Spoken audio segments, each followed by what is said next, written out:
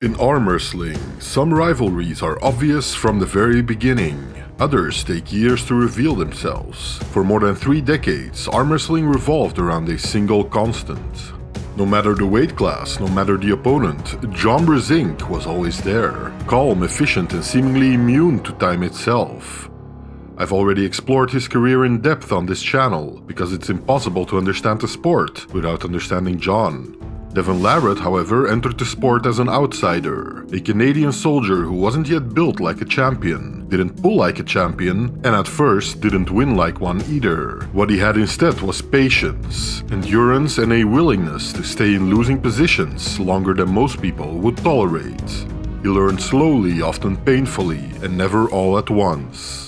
Theirs wasn't a rivalry built on fire or ego necessarily. It was one built on time and inevitability, on the uncomfortable moment when the greatest arm wrestler of all time found himself facing a version of the sport that no longer played by the rules he had mastered.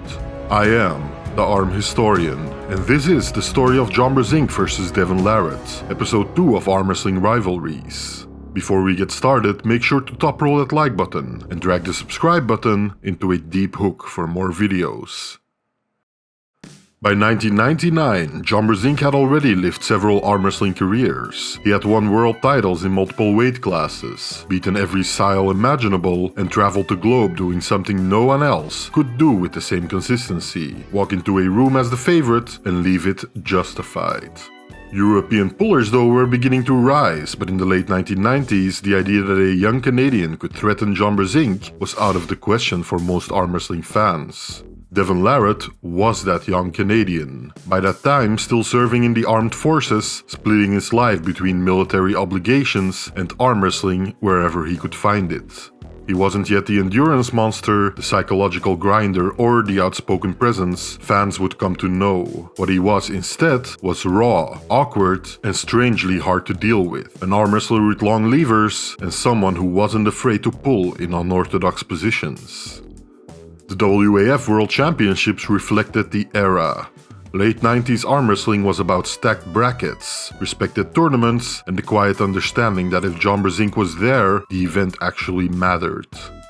These were the kinds of competitions where reputations were built slowly, match by match, year by year, instead of manufactured overnight, like they usually are now.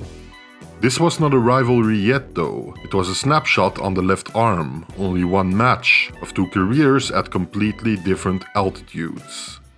What makes this very first meeting significant though isn't so much that Devon lost convincingly, which he did, but rather that Devon didn't walk away discouraged. John ended up winning the entire tournament, thus adding another world champion title to his resume, while Devon took a very impressive 3rd place in the 100 kg category, placing only after John and another legend, Ron Bath. Years later, Devon would describe these early encounters as educational rather than traumatic. Losing to John didn't break him, it calibrated him. It showed him that the difference wasn't just strength or technique, but also composure. John didn't rush on the arm wrestling table, but rather simply adjusted and moved on, something that must have stuck with the young Devon. This 1999 encounter became a quiet reference point, one that wouldn't be mentioned much at the time, but would loom larger in retrospect. Because unlike most challengers who faced John and faded into memory, Devon kept coming back. John would later reflect on his first meeting with the soon-to-be arm wrestling superstar. I remember the after party, there was some challenging going on and people were challenging this and that, and one of the things that came up that I thought was pretty wild was that somebody challenged him to a push-up contest. I think it might have even been Bob Brown for all I remember, or no. But Devon basically said that he could do push-ups forever. That he could, there wasn't the limit to how many push-ups he could do. You could come back tomorrow and he'd still be doing push-ups, and I thought that was quite impressive. But yeah, that's the first time I remember being in the same room with Devon. In 1999, John Brzenk was the past, present, and future of arm wrestling. Devon Larratt was just another name on the bracket, but not for long. By 2004, now 5 years on, the gap between these two men had narrowed, but not in a way most people would clearly see yet. John Brzenk was still John Brzenk, but something subtle had begun to shift in the sport around him.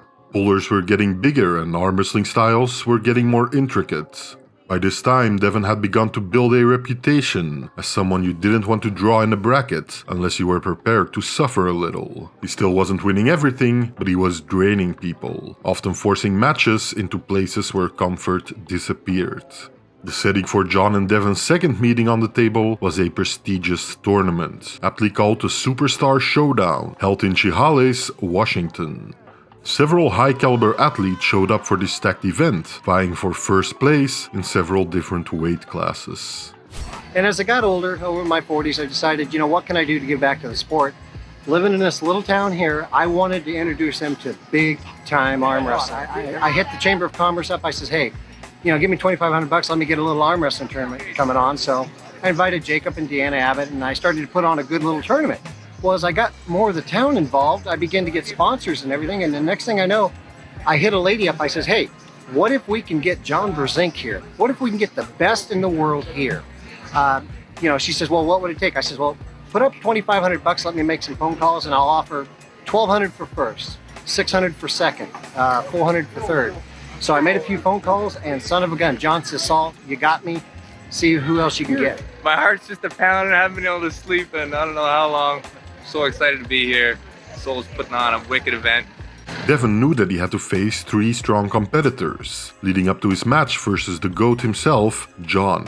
John on his side was eager for a payday and to feel where the current North American up-and-comers were at in comparison to himself. Their match itself only lasted 1 round, but it carried the weight of something much larger. Devon didn't immediately fold, he didn't get overwhelmed, and he didn't look out of place. Instead, he stayed. He absorbed a lot of John Brzenk's hits and showed why his endurance was slowly becoming a talking point within the arm wrestling community. In other words, he made John work in a way very few people still could at that stage of his career. In the end though, John took the victory, but it wasn't exactly easy. The match quietly challenged assumptions. Devon hadn't won, but he had crossed an invisible line. He had proven that he could exist in John Brzenk's world without being erased by it. For Devon, this match confirmed something important, that the gap he had felt in 1999 was no longer a mystery. He could now feel where the difference was, not in strength alone, not in technique alone, but in efficiency. In other words, in knowing exactly when to apply pressure and when to let time do the work for him. Theirs wasn't a rivalry yet either, not publicly at least, but it was no longer accidental. 2 meetings, 2 different versions of Devon, and a growing sense that if their paths kept crossing, the outcomes would not always stay this clean. The sport was changing, Devon was changing faster, and somewhere in that 1-round war, John Brzenk had felt it. Not long after that 1-round test in Washington, their paths crossed again, this time north of the border, at Canada's premier tournament of the time. The Gould Classic in Canada had long been one of the most respected tournaments in North American arm wrestling, and the understanding that if you won there, you had earned it the hard way. For Canadian pullers especially, it was a proving ground. For outsiders, it was a reminder that nothing came easy on Canadian tables. By the time John Brzenk and Devon Larratt entered the 220-pound class, neither of them needed an introduction. John was still the standard, while Devon, now pulling at home, was becoming increasingly difficult to ignore. Unlike their earlier meetings, this wasn't a single pull designed to answer a question. This was a tournament, and over the course of the bracket, John and Devon found themselves closing hands more than once. When the dust settled though, the results looked clean on paper. John Brzenk took first place in the class, while Rombath followed. Devon Larratt finished third, after John beat Devon 2 times convincingly. For John, this was confirmation that the hierarchy still held. For Devon, it was another calibration point, that he wasn't chasing a myth anymore, he was chasing a man. By 2008, it was no longer controversial to say that Devon Larratt had arrived in the elite arm wrestling scene, especially on the right arm. He still wasn't universally feared though, and he certainly wasn't universally loved, but he was no longer a curiosity or a difficult bracket draw. He had become a serious problem that had to be prepared for. John Brzenk, in the meanwhile, was doing something that had seemed once impossible. He was still winning, but now he was doing it in a sport that no longer resembled the one he had mastered throughout the 1990s. Pullers had become heavier, hands were becoming stronger, but most importantly, super matches had become far more ubiquitous, which made endurance, once a secondary trait, more central to success on the table. It was under this context that the now two powerhouses of the elite arm wrestling scene would face each other in an Arm Wars super match. The full 6 rounds, in order to crown the de facto number 1 in the world, at least according to the Arm Wars promotion. What made this matchup compelling wasn't animosity or trash talk, but the major contrast between these two arm wrestlers. John represented efficiency, refined over decades, while Devon represented small advantages stacked over time. In other words, fatigue weaponized. Against all expectations, Devon Larratt dominated John in this right-handed super match in more than one way, winning each round convincingly, with John rarely getting Devon to the losing side at all. Afterwards, the reactions were telling. Some people hailed Devon as the new undisputed champion of the world. And yes, while his victory over John was dominant, some were quick to point out that the reffing was heavily in Devon's favor, and that John came in tired and injured into the super match. John himself also spoke on the cards being stacked against him on multiple occasions after the match, giving plenty of reasons, or excuses if you will, to why the result was deceiving. Neil Pickup, the organizer of the event, has since spoken multiple times on the fact that even in the afterpools, Devon was in never-before-seen shape and handled everyone, including John Brzenk, without much effort. No matter who you believe in this narrative, from here on out, every time these two men would meet, the question would no longer be whether Devon belonged on the same table, but rather if John could avenge this monumental loss to the Canadian arm wrestler. By 2015, now years later, these two athletes were gearing up for yet another battle in their rivalry. This time, however, the situation was a little different. For the first time in their shared history, John was no longer the uncontested constant, and Devon was no longer the question mark. 7 years earlier, Devon had swept him in an Arm Wars super match and walked away with something far more valuable than a trophy: psychological leverage.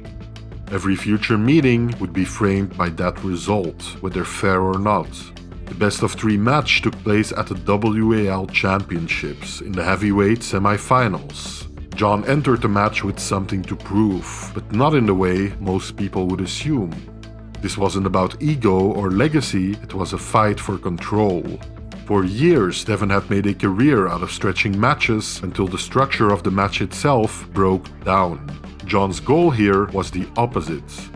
Shorten the conversation, remove the variables, and by doing so, deny Devon the time he needed to become truly dangerous. The first round went to Devon, fought in the straps. It looked familiar, with Devon being able to settle, to stay present, and to force John into a longer exchange. For a moment, the past crept back into the room, the idea that if this match became a test of patience, Devon would eventually take it. But unlike Devon's apparent endurance, that moment didn't last. Once the straps were gone again for the following round, John changed the tone entirely.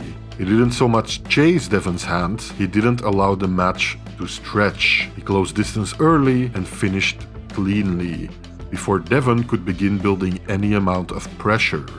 The second round was shorter, more decisive, and noticeably less negotiable.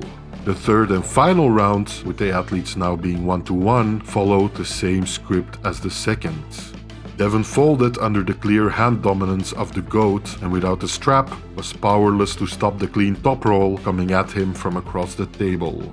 When all was said and done, John walked away with the win, eventually the tournament crown, and with that $20,000 in cash.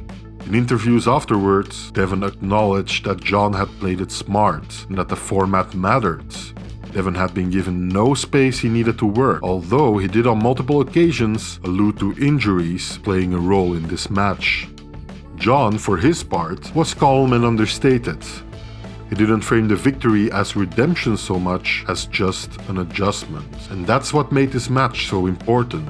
John made this match about who could impose their version of the sport on the table first, thus making it clear that John Brzenk and Devon Larratt were no longer chasing each other. They were full-on colliding. By the time John Brzenk and Devon Larratt were scheduled to meet yet again, the sport they once shared had almost completely reinvented itself in the post-COVID era. John Brzenk had taken a long time off competitive arm wrestling at the highest level, but was in the middle of making yet another comeback. Near the end of 2021, King of the Table 2 would be the battleground for what was at that time his biggest comeback match yet. And you guessed it, in this match he would be facing Devon Larratt. For Devon, this format was familiar territory. By now he had become the face of long-form supermatches, someone who didn't just win on the table, but controlled the atmosphere around it. Trash talk, psychological pressure, public narratives, things like that weren't side effects of his career anymore. They had become full-on tools in his career. By the time King of the Table was founded, Devon wasn't just another arm wrestler. He had become a promoter's ideal main character. John Brzenk, though, entered the match from a very different place. His return to elite competition in the late 2010s and early 2020s had already rewritten expectations. Wins over younger heavyweights reminded fans that his arm wrestling intelligence hadn't quite faded with time. But King of the Table was not built for nuance. It was built for momentum, for endurance, and for attrition, and in that sense, it leaned heavily towards the version of the sport Devon had helped create. I think that John may very well be the number 2 in North America. Ooh, I don't know about that. That's giving me a lot of credit, but yeah, I'll come at you from different directions. That might go well, for sure. The match itself turned out to be decisive. Although there was clearly a lot hinging on the setup and the application of the rules. Let it go. What's you not seeing right here? I'm here. He's feel here. No. uncomfortable again there, John. And breaks position one more time. You guys need to be. John came out of the gate extremely strong, surprising everyone who thought this would be an extremely dominant, one-sided affair in the Canadians' favor. John hit hard out of the gate and made Devon redline in a defensive, very open top roll. After some time, Devon is able to gain back center and is about to go on the offensive, when John lets go of the round, while saying, while taking off the strap. During the rest of the match, John never really looked lost, but he also never looked comfortable. After the match, reactions split along familiar lines. Some saw the result as inevitable, a younger, heavier Devon defeating an older legend in a format designed to punish efficiency rather than reward it. Others, on the other hand, framed it as a final statement.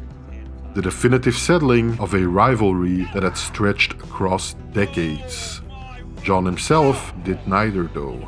This match wasn't about proving who belonged anymore, because that question had been answered by John's many retirements from the sport throughout the years. It wasn't even about revenge or balance. It was about eras crossing one final time under modern rules, along with modern expectations and a modern audience watching.